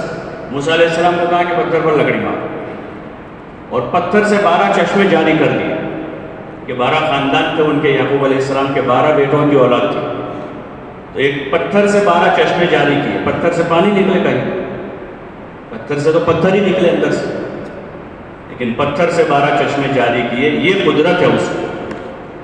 اور ان کو وادی دیم میں جہاں کچھ نہیں تھا، وہاں ان کے لیے کوئی سبب نہیں تھا، تو اللہ تعالیٰ نے آسمان سے من اور سلوہ اتارا، اور وہاں ان کو دھوپ لگ رہی تھی، تو اللہ تعالیٰ نے 40 سال تک ان کے اوپر بادل رکھا۔ رات شام تک وہ بادل رہتا تھا، پھر چلا جاتا، پھر صبح جیسے دھوپ نکلتی تھی بادل آ جاتا، ان کو بادل کا سایہ کیا اور من اور سلوہ کھلایا 40 سال۔ تو یہ قدرت ہے اس کی۔ تو اللہ تعالیٰ کو ایسی قدرت کے ساتھ جاننا پہچاننا اور اس کے ساتھ ایسا تعلق پیدا کرنا ہے کہ نظر ہمارے جیب کے پیسوں سے بھی ہٹ جائے۔ یہ جو جیب میں رقم ہے، اس رقم پر بھی بھروسہ نہ رہے کہ اس رقم سے ہوگا۔ جیب میں پیسے ہوتے ہوئے بھی کہیں گے کون کرے گا؟ اللہ کرے گا۔ کھیتی ہمارے پاس ہے، اس کھیتی میں ہم نے دانہ ڈالا ہے، ہر سال اناج آتا ہے، اس کے ہوتے ہوئے بھی کہیں گے کہ اللہ کرے گا۔ آدمی مزدوری کر کے ملازمت کر کے اس کو پتہ ہے کہ 50,000 کی تنخواہ آنے والی ہے، لیکن اس تنخواہ پر بھروسہ نہیں کرے گا، اس پر یقین نہیں کرے گا۔ یقین کس پر کرے گا؟ مسبب الاسباب پر کرے گا کہ کرنے والا اللہ۔ اس کی مشق کا نام یہ تبلیغ۔ اس لیے ابتدائی دور میں لوگ اس پر اچھی مشق کرتے تھے، تو ایک ایک چلے میں ان کا یقین بن جاتا تھا۔ عبادت کے ایسے عادی ہو جاتے تھے کہ زندگی بھر تہجد نہیں جاتے تھے، ذکر کے ایسے عادی ہو جاتے تھے کہ جب تک تسبیح پوری نہیں ہوتی تھی سوتے نہیں تھے، اور لایانی سے ایسے بچنے والے ہو جاتے تھے کہ وہ اپنے دنیا کے کاروبار کام کاج کم کر دیتے تھے کہ بھئی ضرورت کا ہو جاتا ہے، اس لیے زیادہ بازار میں نہیں بیٹھتے کہ لایانی ہو جائے۔ دنیا کی ہوس کم ہو جاتی تھی، اس لیے وہ کاروبار کم کرتے تھے، اور ان کے کاروبار کم کرنے کے بعد بھی اللہ تعالیٰ ان کو برکت دیتا تھا، تو وہ اپنے اوپر لگاتے تھے، اپنے گھر والوں پر لگاتے تھے، ہر سال 4 مہینے لگاتے تھے، دنیا کے ملکوں میں سفر کرتے تھے، اور آج بھی اللہ تعالیٰ کی طرف سے وہ دروازہ بند نہیں ہوا۔ لیکن وہی بات جو میں نے آپ کی حضرت مولانا ابراہیم صاحب جو بار بار یاد دہانی کرتے ہیں، مولانا یوسف صاحب کا وہ قول کہ شیطان آدمی کو اس کے شعبے میں ہی پچھاڑتا ہے، اس کو باہر نہیں نکالے، کیونکہ اس کو یہ کہے کہ تو تبلیغ مت کر تو تھوڑا چھوڑے گا۔ یہ تو بہت سی مجلسوں میں موت تک مرتے دم تک کرنے کی نیت کر چکا ہے، تھوڑا تبلیغ چھوڑ کے جائے گا، تبلیغ میں ہی رہے گا، لیکن مرضی سے چلے گا، تابعداری نہیں کرے گا، فرما برداری نہیں۔ مرضی میں آئے گا تو 4 مہینے چلا جائے، اور مرضی میں نہیں آئے گا تو دیوار چھوڑ کے یہاں تک نہیں آئے گا، چاہے بلانے والا کتنا بلا۔ اور من میں آ گیا تو کیا کرے گا؟ 4 مہینے چلا جائے، من میں آ گیا تو بیرون چلا جائے گا، من میں آ گیا تو کوئی اجتماع ہو رہا ہے 500,000 کلومیٹر تو وہاں چلا جائے گا، اور من میں نہیں آتا کہ دیوار چھوڑ کے مجلس کے ساتھ بیٹھے۔ یہاں اطاعت ہے، اس کہ ماننا ہے۔ یہاں بیچارہ اعلان کرنے والا سیدھا سادہ آدمی کوئی بھائی ہو قریب آ جاؤ، بھائی ہو قریب آ جاؤ، بزرگوں قریب آ جاؤ، اللہ تمہارا بھلا کرے قریب آ جاؤ، بھائی بہت نفع ہو جائے گا، وہ کہتا رہے، کیونکہ اطاعت نہیں سیکھی، اور ہدایت موقوف ہے اطاعت پر۔ ان تطیعوہ تہتدوا، کہ آدمی ہدایت اس سے پائے کہ یہ اپنے شعبے میں پچھڑا ہوا ہے، شیطان اس کے ساتھ کھیل رہا، چاہے آدمی 4 مہینے لگاتا ہو، چلے لگاتا ہو، چاہے 3 دن پابندی سے جماعت بنا کے جاتا ہو، لیکن اللہ کی، رسول صلی اللہ علیہ وسلم کی اور اپنے بڑوں کی اطاعت نہیں سیکھی آدمی، تو پھر آدمی کا یہ قربانی دینا اس کے لیے مفید نہیں ہوگا۔ آدمی کی قربانی ہو سکتا ہے اکارت ہو جائے۔ بعض گناہ ایسے ہوتے ہیں کہ جس کی وجہ سے نیک کاموں کا اجر اور ثواب بھی ضائع ہو جاتا ہے۔ بعض گناہ ایسے ہوتے ہیں کہ اچھے کام بھی آدمی کے ضائع ہو جاتے ہیں، تو اس لیے اطاعت سیکھنی۔ ہاں، چاہے مسجد کے مشورے میں بیٹھے ہیں، مسجد کا فیصل ہے، وہ ہم سے عمر میں کم ہے، قربانی میں کم ہے، لیکن وہ کوئی بات کہہ رہا ہے تو ہم اس کو اس حیثیت سے کہ ہمارا ابھی ذمہ دار ہے، ہم اس کی بات کو مانیں۔ ہاں، کوئی خلاف شرع بات کا حکم کرے گا تو اس کے پابند ہیں۔ باقی شریعت کی خلاف ورزی نہیں ہو رہی ہے اور ہماری طبیعت کے خلاف وہ بات کہہ رہا ہے، ہم اطاعت کریں گے۔ یہ ماننے کی صفت جب پیدا ہوگی تو آدمی ہدایت کے راستے پر پڑے گا، اور جب ہدایت کی اطاعت پر آدمی پڑے گا تو بہت تھوڑی مدت میں بہت ترقی کر جائے گا، آدمی بہت آگے نکل جائے۔ مدرسوں میں بھی دیکھتے ہیں طلباء میں جو اساتذہ کے فرما بردار ہوتے ہیں، اسباق کی پابندی کرتے ہیں، اطاعت کرتے ہیں، تو اللہ تعالیٰ تھوڑی مدت میں ان کو ترقی دے دیتے ہیں، زیادہ ذہانت نہیں ہوتی طالب علم کے زمانے میں، لیکن یہ چیزیں ہوتی ہیں اللہ تعالیٰ ان کو ترقی دے دیتے ہیں۔ ایسے تبلیغ میں بھی بہت شوق کو دیکھتے ہیں کہ بہت تھوڑی مدت میں اللہ تعالیٰ نے ان سے کام لے لیا، اور کام لینے سے مراد سب سے پہلی چیز تو یہ ہے کہ اس کی زندگی میں دین آ گیا، کہ وہ نمازوں کا، روزوں کا، زکوٰۃ کا، ارکان کا، ایسے فرائض کا پابند ہو گیا، لایانی سے بچ گیا کہ اس سے یعنی اس کی دوستی دیکھیں 5 سال پہلے تو ایسے ایسے لوگ تھے دوستی میں کہ کوئی سوچ نہیں سکتے، اور اب وہ مسجد والا بن گیا، اعمال والا بن گیا۔ تو ہمیں اپنے آپ کو اطاعت کے راستے پر ڈالنا، اطاعت سب سے پہلے اللہ کی ہے، رسول صلی اللہ علیہ وسلم کی اطاعت، سنتوں کا اتباع، ہاں سنتوں کے ہر کام میں سنت کیا، کھاتے پیتے اٹھتے بیٹھتے سوتے جاگتے چلتے پھرتے، یہاں تک کہ عادتوں میں بھی عبادت کی سنتوں سے اس کا تو اتباع کرنا ہی کرنا۔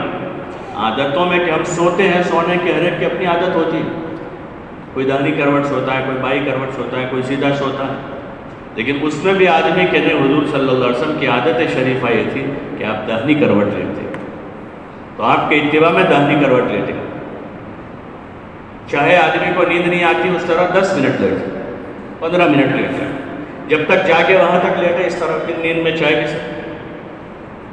آپ صلی اللہ علیہ وسلم کی عادت شریفہ تھی کہ آپ 3 انگلیوں سے کھانا کھاتے تھے، 3 انگلیوں سے، تو آدمی اس کی عادت بنانے کی کوئی کہ 3 انگلیوں سے کھانا، چاہے 2 لقمے کھائے، اتباع سنت، یہ نہیں کھایا جاتا، عادت ہے کہ بڑا لقمہ کھانے کی عادت، کوئی بات نہیں، 2-4 لقمے پہ حضور صلی اللہ علیہ وسلم کی عادت شریفہ یہ تھی کیا، تو 2-4 لقمے سے ہی آدمی 3 انگلیوں سے کھائے، اس کے بعد کھائے۔ ایسے اور کام جتنے بھی ہیں اس میں آدمی کوشش کرے کہ آدمی رسول صلی اللہ علیہ وسلم کا اتباع کرے۔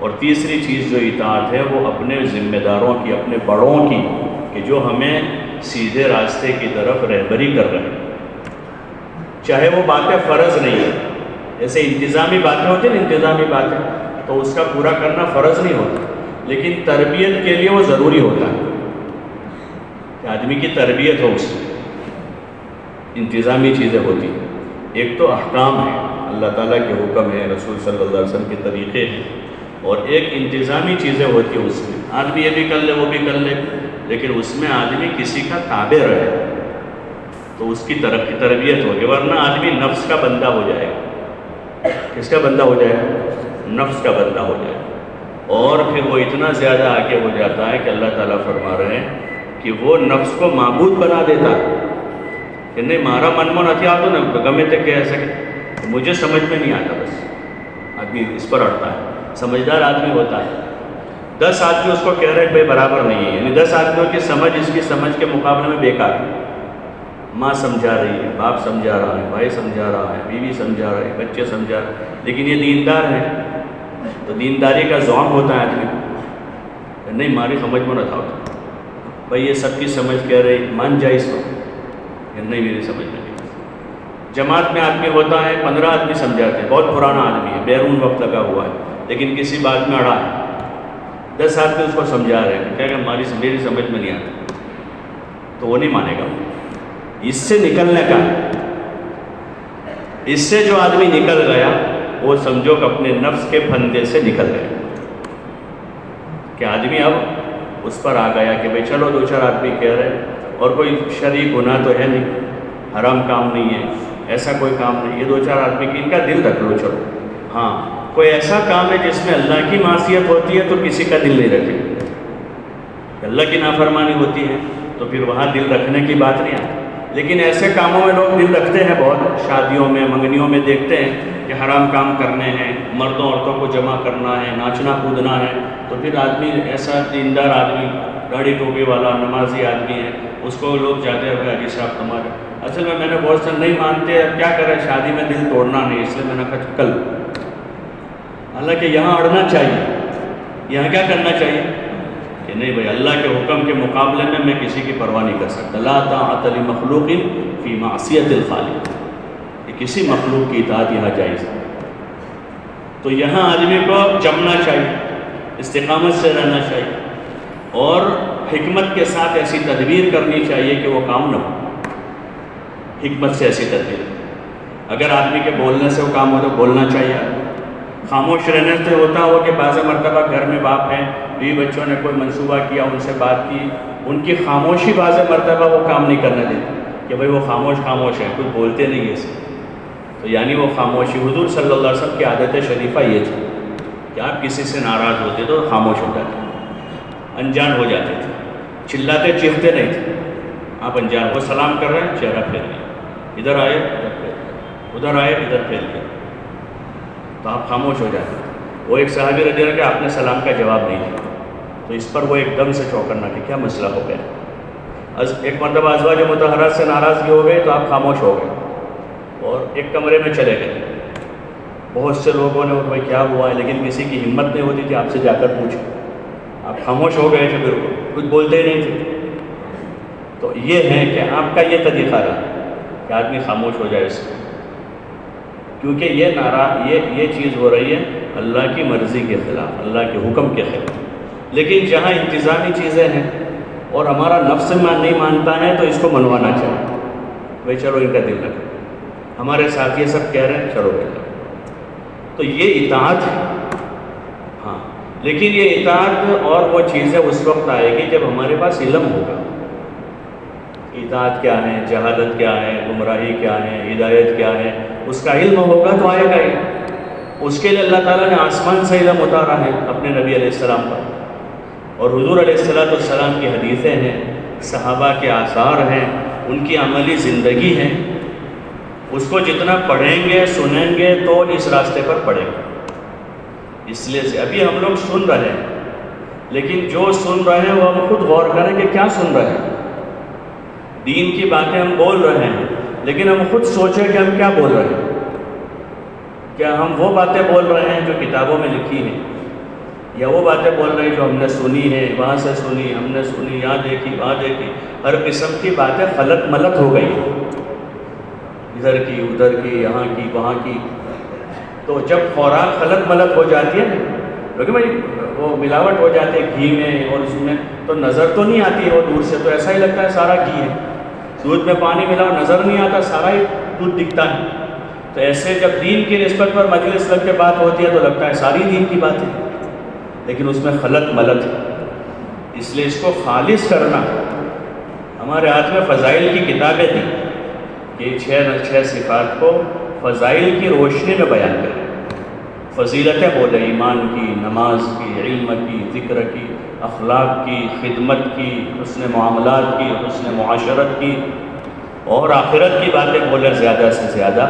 تو جب خالص چیز آئے گی تو خالص چیز اثر کرے گی. جیسے ملاوٹ والا گھی اثر نہیں کرتا ہے، ملاوٹ والی دوا سے فائدہ نہیں ہوتا ہے، اور ملاوٹ والے کھانے سے فائدہ کے بجائے بعض مرتبہ نقصان ہو جاتا ہے. تو ایسے جب ملاوٹ والی باتیں ہوگی تو اس سے وہ فائدہ نہیں ہوگا. اس لیے پابند کیا ہم سب کو کہ سیاسی باتوں سے پرہیز کریں، حالات حاضرہ سے پرہیز کریں، اور لایانی بحث مباحثہ نہ کریں. ہوتا ہے نا اپنی جگہ بھائی یہ ہے کرنا یہ نہیں ہم کرنے ایسا ہے، تو یہ لایانی بحث و مباحثہ ہے، بغیر ضرورت کے آدمی بحث کر رہا ہے. ایک آدمی کہ بروڑا یہاں سے 70 کلو میٹر، دوسرے کہ 65 ہے، نہ 70، ارے بھائی 70 چلو نے بھائی کیا کرنا ہے. لیکن اس میں بحث شروع کر دی، انہوں نے آدھا گھنٹہ نکال دیا. اس بحث سے کوئی فائدہ نہیں. تو تبلیغ میں مشق کرواتے ہیں کہ زیادہ وقت دعوت دیں، اور دعوت میں جیسے اللہ کو بولے، آخرت کو بولے، عبادت کو بولے، اعمال کو بولے. ایسے نماز پڑھ کر نماز کی مشق کریں، علم سیکھیں. فضائل کا علم تو حلقوں میں ہوتے ہیں، 2 بڑی بڑی کتابیں ہیں، 4 مہینے میں بھی پوری نہیں ہوتی اگر صحیح طور پر پڑھے سو. اور اس میں کتنی ہزاروں حدیثیں ہیں. حضرت مفتی محمود صاحب رحمۃ اللہ علیہ ہمارے بڑے بزرگوں میں گزرے، دارالعلوم دیوبند کے صدر مفتی تھے.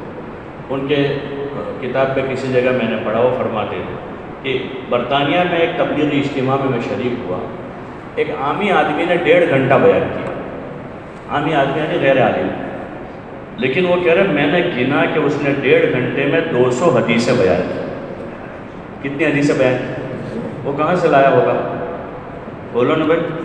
فضائل کی کتاب. کیونکہ فضائل کی کتابیں وہ دھیان سے سنی پڑھی تو ان کے پاس فضیلتوں کا ذخیرہ جمع ہو. سمجھانے کے لیے کوئی موضوع ایسا نہیں جس سے متعلق حضرت شیخ نے فضیلتیں جمع کی. نماز، کسی کو نماز کی ترغیب دینی ہے، اتنی فضائل نماز ہے. کسی کو ذکر کی ترغیب دینی ہے تو اتنی فضائل ذکر. کسی کو درود پاک کی ترغیب دینی ہے تو فضائل درود لکھی. کسی کو روزوں کی ترغیب دینی ہے تو فضائل رمضان. کسی کو تراویح کی ترغیب تو تراویح سے متعلق حدیثیں لکھی. ماں باپ کا نافرمان ہے تو فضائل صدقات میں ماں باپ کے حقوق اور پڑوسیوں کے ساتھ مسائل ہیں، پڑوسیوں کی باتیں اندر. پھر اس کے ساتھ صحابہ، تابعین اور صالحین کے قصص، واقعات. آدمی واقعات سے عبرت لیتا ہے. اللہ تعالیٰ نے کلام پاک میں بھی نبیوں کے واقعات بیان کیے کہ اس سے آدمی کو تسلی تشفی ہو جاتی، راستہ ملتا ہے. تو اگر صحیح طور پر ہم فضائل کی کتابوں کو سنیں اور فضائل کی کتابوں کو اچھے سے پڑھیں، مطالعہ کریں، تو پھر ہر آدمی ملاقاتوں میں، گشتوں میں جائے گا تو فضائل کے علم کی روشنی میں صحیح بات کرے گا اور اچھی بات کرے گا. ہاں، جو پیاری پیاری باتیں فضائل کی حدیثیں جو اس میں تو یعنی ترغیب ہیں، اور کتنی بڑی بڑی فضیلتیں بعض روایتوں میں آئی ہیں. وضو کے بارے میں ہے کہ آدمی جب اچھی طریقے سے اسباغ وضو کرے، اچھا وضو کرے، تو اللہ تعالیٰ اس کے جسم پر ہاتھ دھوئے گا تو ہاتھ کے گناہ، چہرہ دھوئے گا تو چہرے کے گناہ دھل جائیں گے، پیر دھوئے گا پیر کے گناہ. یہاں تک کہ حدیث میں آتا ہے کہ اس کے یہ ناخن کے نیچے اگر گناہ ہے، جیسے ناخن کے نیچے کا میل جلدی نکلتا نہیں، اس کے لیے کوشش کرنی پڑتی، تو حدیث میں تحت اظفارہ کا لفظ ہے کہ ناخن کے نیچے بھی گناہ ہوں گے تو وضو سے وہ گناہ بھی دھل جائے. ابھی تو نماز نہیں پڑھی، صرف وضو کیا. پھر ایک روایت میں آتا ہے کہ آدمی وضو کرے اور وضو کرنے کے بعد پڑھے اشہد ان لا الہ الا اللہ وحدہ لا شریک لہ واشہد ان محمدا عبدہ ورسولہ، اور اس کے بعد پڑھ لے اللہم اجعلنی من التوابین واجعلنی من المتطہرین. تو اللہ تعالیٰ اس کے سارے گناہ معاف کر دے گا. صرف وضو کیا ہے. اب باوضو ہو کر چلا تو حدیث میں آتا ہے کہ ہر قدم پر ایک نیکی ہے، ہر قدم پر، اور ایک گناہ معاف ہو کہ باوضو ہو کر چلا. جمعہ کے دن کے بعد میں روایت ہے کہ جمعہ کی نماز کے لیے آدمی نے گھر سے تیاری کی، غسل کیا. ایک روایت میں غسل کی کرے بھی، غسل کراوے بھی. تو ایک کام یہ کیا، اس نے جلدی مسجد آیا، امام سے قریب بیٹھا اور خطبے کو دھیان سے سنے. وہ آدمی اس کے ہر قدم پر جو ہے 100 سال کے روزے، 1 سال کے، ہر قدم پر 1 سال کے روزے اور 1 سال کی تہجد کا ثواب. حدیث کی بڑی کتابوں میں روایت ہے، نسائی میں، ابو داؤد میں اور مشکات میں. جمعہ کے دن آدمی کا. تو اگر ہم یہ بات لوگوں سے جا کر کہیں تو جمعہ میں لوگ کیسے ذوق در ذوق آئیں گے؟ حضور علیہ السلام کے زمانے میں یہ طریقہ تھا. بعد کے زمانے میں یہی طریقہ تھا لوگوں کو اعمال کی طرف لانا. اور آدمی پیدل جائے گا، پھر چاہے 2 کلومیٹر دور جامع مسجد ہوگی، آدمی پیدل جائے گا. یہ پیدل چلنے کی روایت ہے کہ آدمی جلدی تیاری کرے، غسل کرے، غسل کراوے، جلدی مسجد آوے، امام سے قریب بیٹھے، دھیان سے خطبہ سنیں. یہ 4-5 کام بتائے، اتنے کام کر لیں تو اس کے ہر قدم پر اس کو 1 سال کے روزے اور 1 سال کی تہجد، صیام و قیام کا لفظ، 1 سال کے روزے اور 1 سال کی تہجد کا ثواب ہر قدم پر اس کو. تو یہ فضیلتیں بولنے کا نام تبلیغ ہے.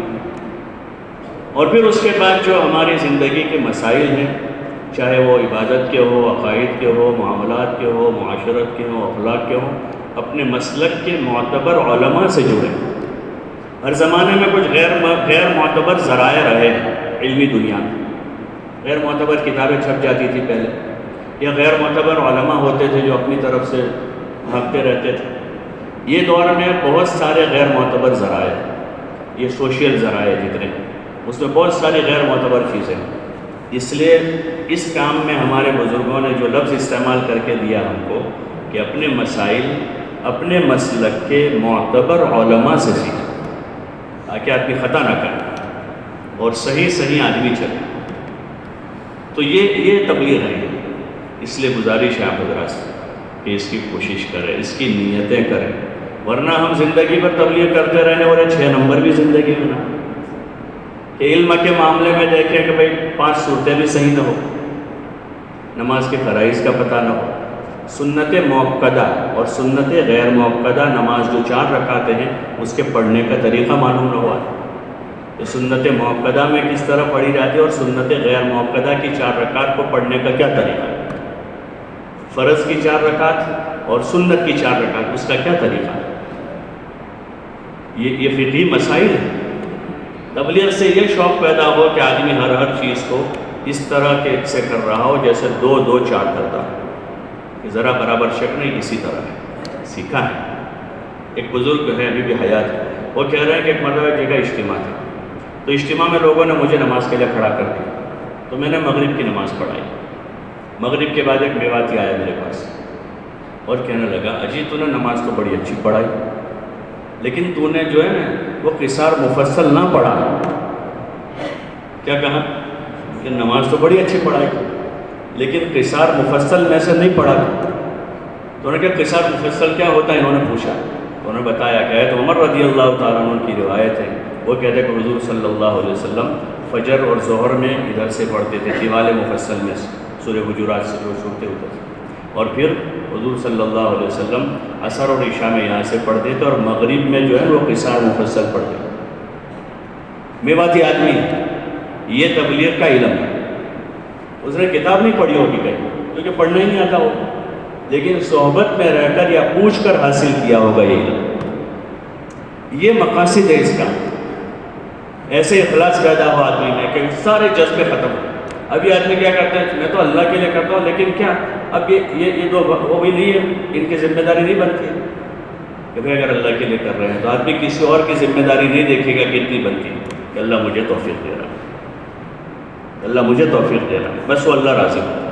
حضرت عائشہ رضی اللہ عنہ کے پاس ابن عباس ان کی عیادت کے لیے گئے. اجازت چاہیے تو کہاں کہ اجازت نہیں ہے ان کو آنے کی، بیمار تھی اخیر عمر میں، تو اجازت دی. انہوں نے دوبارہ خادم کو بھیجا کہ اجازت دے دو، مجھے عیادت کے لیے آنا تھا، تو انہوں نے منع کروا دیا. پھر جب وہ واپس گئے تو کہا کہ بھائی وہ جب بھی آتے ہیں میری تعریف کرتے ہیں اور مجھے یہ بات پسند نہیں کہ کوئی میرے منہ پر میری تعریف کرے. تو انہوں نے جا کر کہا کہ بھائی اس وجہ سے اجازت نہیں دے. تو انہوں نے کہا کہ کہہ دو امی جان سے کہ میں تعریف نہیں کروں گا، صرف عیادت کر کے چلا جاؤں. تو انہوں نے اجازت دی، وہ اندر گئے، عیادت کی، لیکن وہ عادت کے حساب سے انہوں نے کچھ 2 4 جملے کہہ دیے. تو کہنے لگی میں اسی وجہ سے آپ کو آنے نہیں دیتا، میں اسی لیے آنے نہیں. اور کہنے لگی میں تو اس حال میں دنیا سے جانا چاہتی ہوں کہ میرے بعد میرا کوئی تذکرہ ہی نہ ہو، میرے بعد میرا کوئی تذکرہ. اخلاص صرف اللہ کے راضی کرنے کے لیے میں نے جو کچھ کیا ہے وہ کیا، اور کچھ نہیں چاہیے. نہ مال چاہیے. بہت سی مرتبہ آدمی مال سے تو مستغنی ہو جاتا ہے کہ تبلیغ سے آدمی پیسہ نہیں بلکہ خود لگاتا ہے، لیکن جاہ اندر آ جاتا ہے. یہ بڑی بیماری ہے. حضرت مولانا یوسف صاحب رحمۃ اللہ علیہ فرماتے تھے حب جاہ اور حب مال. اس میں حب جاہ جو ہے حب مال سے بھی بڑی بیماری آدمی کے اندر ہی اندر پیدا ہو. ہم اتنا کام کرتے ہم کو کوئی پوچھتا ہی نہیں، ہم نے اتنی قربانی دی، ہمارا کوئی ویلیو ہی نہیں، وہ اندر بات پیدا ہونے لگی. تو یہ اخلاص کے منافی. ہم تو اللہ کے لیے کر رہے ہیں، کوئی پوچھے تو بھی، کوئی نہ پوچھے تب بھی، کوئی ہمیں بھاؤ دے تب بھی ہمارا تو بڑا بھاؤ ہے اللہ کے وہاں کہ ہم تو جب اللہ کو یاد کرتے ہیں، ذکر کے لیے بیٹھتے ہیں، تو حدیث میں آتا ہے جو آدمی زمین پر اللہ کا ذکر کرتا ہے اللہ تعالیٰ زمین والوں سے بہتر مجلس میں اس کا ذکر کرتا ہے. تو ہمارا تذکرہ تو وہاں ہو رہا ہے اللہ کی مجلس میں. اب یہاں ہو نہ ہو کیا حرج ہے اس کہ بھائی ہمارا کوئی ویلیو نہیں، ہمیں کوئی پوچھتا نہیں ہے. جب اخلاص ہے تو پھر یہ بات پیدا نہیں. اس لیے ہم موت کے آخری دم تک اس کے محتاج ہیں کہ ہم اس کی مشق کرتے رہیں کہ اللہ اخلاص. اس لیے کہ مشق کریں، پھر دعا مانگیں کہ اللہ اخلاص والا بنا، اپنے مخلص بندوں میں شامل فرما. اخلاص کے فضائل آدمی سے جب اخلاص کی صفت پیدا ہوگی تو آدمی فتنوں سے بھاگے گا. جب اخلاص کی صفت، تو جہاں فتنہ ہوگا وہاں کھڑا نہیں رہے گا، اور جب اخلاص کی صفت نہیں ہوتی تو آدمی جان بوجھ کے پیر رکھتا ہے. اور حدیث ہے نا، المخلصون هم مصابیح الہدی، اخلاص والے ہدایت کے چراغ، ان کے ذریعے سے فتنے دفع ہو جاتے، فتنے دفع ہو جاتے، آدمی فتنوں سے بھاگے گا. عبداللہ ابن عمر جب وہ معاملات حالات تھوڑے بگڑنے لگے اور لوگ دعوے کرنے لگے عہدوں کے اور گورنری کے اس کے، تو عبداللہ ابن عمر کہنے لگے، ایک آدمی دعویٰ کر رہا تھا ایسا، تو کہنے لگے کہ اس کے باپ کو ہمارے باپ کے ذریعے سے اسلام ملا، یعنی اس کی حیثیت اتنی ہے، یعنی یہ مسلمان ہوا ہے ہمارے خاندان کی وجہ سے. اس کے یعنی کہ آدمی دعویٰ کر رہا تھا بہت زیادہ، کہا کہ اس کے باپ کو ہمارے باپ کے ذریعے سے ہدایت ہے، یعنی اس کی حیثیت یہ ہے، اس سے زیادہ حقدار میں تھا، یہ جو دعویٰ کر رہا ہے اس کا. لیکن مجھے آخرت یاد آتی ہے. کیا یاد آتی ہے؟ کہ اس امر کا جس کا یہ دعویٰ کر رہا ہے اس سے زیادہ میں اس کا حقدار، لیکن مجھے چونکہ آخرت یاد آتی ہے اس لیے میں ایسا کوئی دعویٰ نہیں کرتا. تو آدمی کا یہ اخلاص کے باوجود یہ کہ وہ اس منصب کے اس کے اہل ہیں، لیکن کہہ رہے کہ فتنے میں نہیں پڑنا. وہ فتنوں کا دور تھا کہ فتنے میں نہیں پڑنا، اپنا کام کرتے رہنا. تو اس لیے اخلاص کی آدمی مشق کرے گا تو یہ یاد رہے گا. پھر دوسرا کہ اخلاص کیا ہے اس کا علم ہوگا. اخلاص کیا چیز ہے کہ آدمی کی نیت خالص ہو. حضرت جی رحمۃ اللہ علیہ فرماتے تھے اخلاص وجہ عمل کو کہتے ہیں، کہ آپ یہ کام کر رہے ہیں اس کی وجہ کیا ہے، کیوں کر رہے ہیں. کسی کو کھانا کھلا رہے ہیں، کیوں کھلا رہے ہیں. کسی کو پانی پلا رہے ہیں، کیوں پلا رہے ہیں. آپ جماعت میں جا رہے ہیں، کیوں جا رہے ہیں، کیا وجہ اس کی. تو وجہ عمل کیا ہے اس کو کہتے ہیں کہ یہ آدمی کا نیت ہے، وجہ عمل. اور نیت میں اخلاص مطلوب ہے کہ نیت خالص ہے، کہ صرف اللہ راضی، اور کچھ نہ دائیں نہ بائیں نہ اوپر نہ نیچے، بس ایک ہی بات، اللہ راضی ہو، بس اللہ راضی ہو. تو اخلاص والے اپنے کاموں کو کم سمجھتے ہیں، بہت زیادہ کر کے اس کو چھپا دیتے ہیں، اور بہت کیا ہے اس کو بھی کم سمجھتے ہیں کہ ہم سے کچھ نہیں ہو پایا. جو عمر رضی اللہ تعالیٰ نے اتنے سارے کام کیے، آخر وقت میں اپنے بیٹے سے کہہ رہے کہ میرا چہرہ زمین پر رکھ، میرا چہرہ زمین پر رکھ، آخری وقت میں. حالانکہ کتنے مقام مرتبے ان کے ہیں. ان 10 آدمیوں میں سے جن کو ایک مجلس میں جنت کی بشارت ملی تھی، 10 مبشرہ میں سے، حضور کہہ رہے ہیں کہ میرے بعد اگر کوئی نبی ہوتا تو عمر ہوتا، لیکن چونکہ نبوت کا دروازہ بند ہو گیا، اب کوئی نبی نہیں ہے قیامت. اتنا بڑا مقام مرتبہ ہے، لیکن اپنے آپ کو، اپنی حیثیت کو یہ بتا کہ اگر اللہ کیا مخلص ہوں تو اللہ تعالیٰ میرے ساتھ مہربانی کرے گا، اور اگر ویسا ہی ہوں تو پھر یہی بہتر ہے کہ میں اس طرح دنیا سے چلا جاؤں. تو اس لیے اخلاص جب آئے گا تو آدمی میں تواضع عاجزی آئے گی، اندر سے وہ سارے رذائل باہر آئیں گے جب آدمی مخلص ہو گیا. وہ ہدایت کا چراغ ہے. ایسا ایک آدمی اس کو بیان کرنا بھی نہیں آتا ہے، اس کو لکھنا بھی نہیں آتا ہے، ایسے بہت سارے گزرے ہیں دنیا میں کہ وہ کسی کونے میں بیٹھے ہوئے تھے، لیکن ان کے اخلاص کی وجہ سے اللہ تعالیٰ نے ان کے ذریعے سے ہزاروں لاکھوں لوگوں کو ہدایت دی، ہزاروں لوگوں کو ہدایت.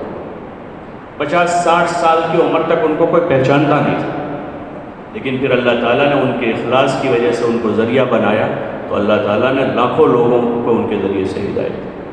تو اس لیے یہ مشق ہے ان ساری چیزیں، اور ان چیزوں کو زندگی میں لانے کے لیے یہ وقت لگانا ہوتا ہے کہ آدمی جان مال کے دھوکے سے نکلے، یہ میرا ہے. وہی چیز آدمی کو اس کے اندر مشغول کر دیتی ہے کہ جان میری ہے، مال میرا ہے، میرا میرا میرا میرا کرتے کرتے آدمی جمع کر کے چلا جاتا ہے، اور اپنی زندگی میں اس کا صحیح استعمال نہیں کر پاتا. میرا میرا میرا کرتے کرتے آدمی چھوڑ کے چلا جاتا ہے. اور زندگی میں جو استعمال کرنا چاہیے کہ کیا استعمال کریں، اللہ تعالیٰ نے اس کے لیے جگہ بتائی کہ یہ مصرف ہمارے ہیں، ان مصرفوں میں خرچ کرو مال. انما الصدقات للفقراء والمساکین والعاملین علیہا، اور مصارف بتائے اس کہ ان مصرفوں میں مال لگا گیا، راہ خدا کے جتنے مصرف ہیں کہ یہاں لگا کر اپنی آخرت بنا. حضور علیہ السلام نے پھر ہر جگہ لگانے کا ثواب بتایا کہ یہاں لگے گا تو کتنا ثواب ملے گا، یہاں لگے گا تو کتنا، کہ آدمی مسجد بنائے گا اپنے مال سے، تو حدیث میں آتا ہے کہ جو آدمی مسجد بناوے اس کے لیے اللہ تعالیٰ جنت میں ویسا ہی اس کا گھر بنائے. یہ اس کا ثواب ہوا کہ اس کے بدلے میں کیا ملے گا کہ آدمی نے مسجد بنائی ہے اپنے مال سے تو اس کے بدلے میں اس کو محل ملے گا اس مسجد جیسا. من بنا مسجدا للہ تعالی بن اللہ لہ بیتا فی الجنہ، اور ایک جگہ آتا ہے بن اللہ لہ بیتا مثلہ، اس کے جیسا جیسا اس نے بنایا ویسا وہاں ملے گا. حضرت عثمان رضی اللہ تعالیٰ عنہ نے مسجد بنائی اور یہ حدیث بیان کی کہ میں نے اس لیے مسجد، اور اچھی مسجد بنائی ہوئی، پتھروں سے تعمیر کیا پہلی مرتبہ. اور انہوں نے یہ روایت بیان کی کہ حضور نے فرمایا تھا کہ جیسا تم بناؤ گے یہاں ویسی وہاں ملے گا. تو یہ اس کا ثواب ہے. ایسے اور مساجد میں کسی بھوکے کو کھانا کھلایا تو حدیث میں قیامت میں اللہ تعالیٰ اس کو کھلائے. کسی ننگے کو اپنے مال سے کپڑا پہن، اللہ تعالیٰ اس کو کپڑا پہنائے. تو اب مال کی یہ مختلف صورتیں ہیں.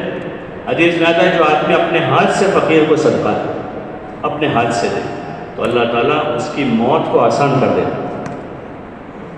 اپنے ہاتھ سے فقیر کو صدقہ تو برے خاتمے سے بچ جاتا ہے، بری موت سے بچے گا جو آدمی اپنے ہاتھ سے صدقہ. تو اب یہ مال سے اس نے اپنے لیے ایک بات بنائی کہ بری موت سے مرے گا نہیں، برا خاتمہ نہیں ہوگا اس کا، کیونکہ اس نے صدقہ دے کر اپنے لیے انتظام کر رکھا ہے. آدمی نے مسجد بنا کر اگر اس کے پاس انتظام ہے تو جنت میں گھر بنا رکھا ہے. آدمی نے کسی کو کپڑا پہنا کر اپنے کپڑے کا انتظام کر رکھا ہے. آدمی نے کسی بھوکے کو کھلا کر اپنے کھانے کا انتظام کر رکھا ہے. اس لیے کہ یہ زندگی محدود ہے، موت کے بعد لامحدود حیات ہے. اس میں آدمی کو یہاں کے مقابلے میں بہت زیادہ ضرورت ہے، جس کا احساس یہاں نہیں ہے. اس وجہ سے یہاں آدمی دھوکے میں رہ جاتا ہے.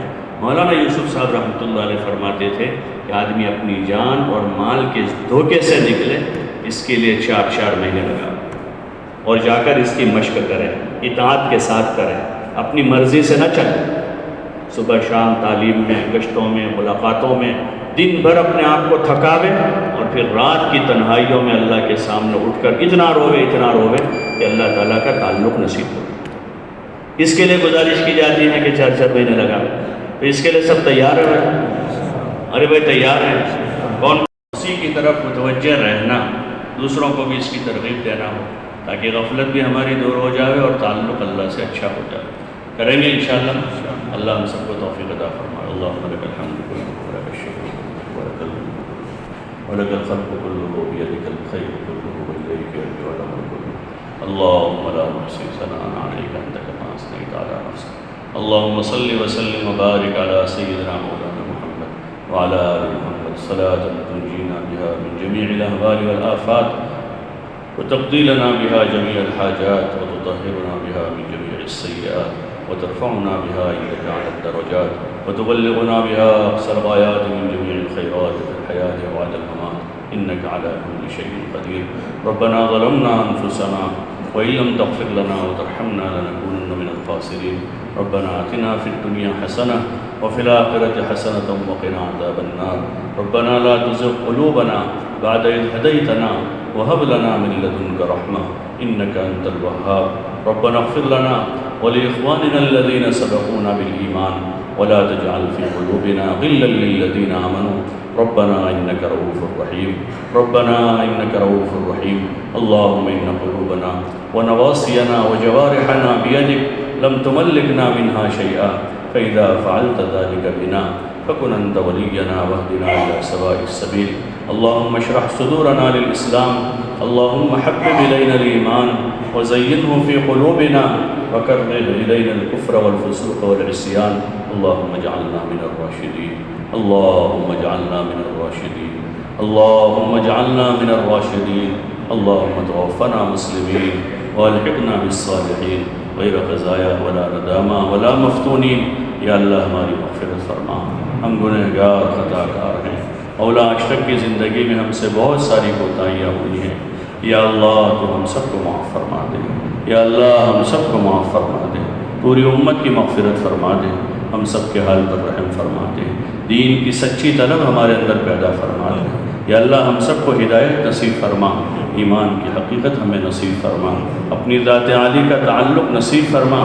یا اللہ ہمارے قلوب کو مولا تیرے غیر سے پاک فرما دے اور یا اللہ تیری ذات کا یقین ہم سب کو نصیب فرما دے، عبادت کا ذوق عطا فرما دے مولا، عبادت کا ذوق عطا فرما یا اللہ، پانچوں وقت کی نماز با جماعت پڑھنے کی توفیق عطا فرما، تکبیر اولیٰ کے اہتمام کی توفیق عطا فرما، اولیٰ صف اولیٰ میں ادا کرنے کی توفیق عطا فرما، اور مولا تیری طاعات پر جو فضائل یا اللہ تو نے اور تیرے حبیب پاک صلی اللہ علیہ وسلم بیان کیے ہیں اس کا صحیح احتساب ہمیں نصیب فرما، اور مولا ان تمام فضیلتوں سے ہم سب کو مالا مال فرما، نفع والا علم عطا فرما، گمراہی اور ضلالت والے علم سے ہماری حفاظت فرما یا اللہ، گمراہی اور ضلالت والے علم سے ہماری حفاظت فرما یا اللہ، نفع والا علم عطا فرما، قرآن و حدیث کا فہم نصیب فرما، وحی کی برکتوں سے ہمیں مالا مال فرما، دعوت کی بصیرت عطا فرما یا اللہ، دعوت کی بصیرت نصیب فرما، عرضی حق کا حق ادا کرنے کی توفیق عطا فرما، کسی کے حق میں ہمیں ماخوذ نہ فرما یا اللہ، تیرے جن بندوں بندیوں کے جو حقوق ہمارے ذمے ہیں موت سے پہلے ادا کر دینے کی توفیق نصیب فرما، ہمارے کاموں میں اخلاص پیدا فرما، ریا اور شہرت کے ناپاک جذبوں سے ہماری حفاظت فرما، حب جاہ سے حب مال سے ہماری حفاظت فرما یا اللہ، حب جاہ سے حب مال سے ہماری حفاظت فرما، حب دنیا سے ہماری حفاظت فرما یا اللہ، اپنے حبیب پاک صلی اللہ علیہ وسلم کی سچی پکی محبت ہمیں نصیب فرما، اور یا اللہ، آخرت کی فکر عطا فرما، آخرت کی تمام منزلیں ہمارے لیے آسان فرما، اولا جب تک زندگی ہے صحت و سلامتی کے ساتھ یا اللہ زندگی عطا فرما یا اللہ، صحت، قوت، عافیت، ہمت ہم سب کو نصیب فرما یا اللہ، ہم میں جو بیمار ہیں ان کو شفا نصیب فرما، مقروضین کے قرضوں کا انتظام فرما، بے گھروں کو گھر نصیب فرما، بے اولادوں کو نیک اور صالح اولاد عطا فرما، بے نکاحوں کے نکاحوں کا انتظام فرما یا اللہ، نیک اور صالح جوڑے ظاہر فرما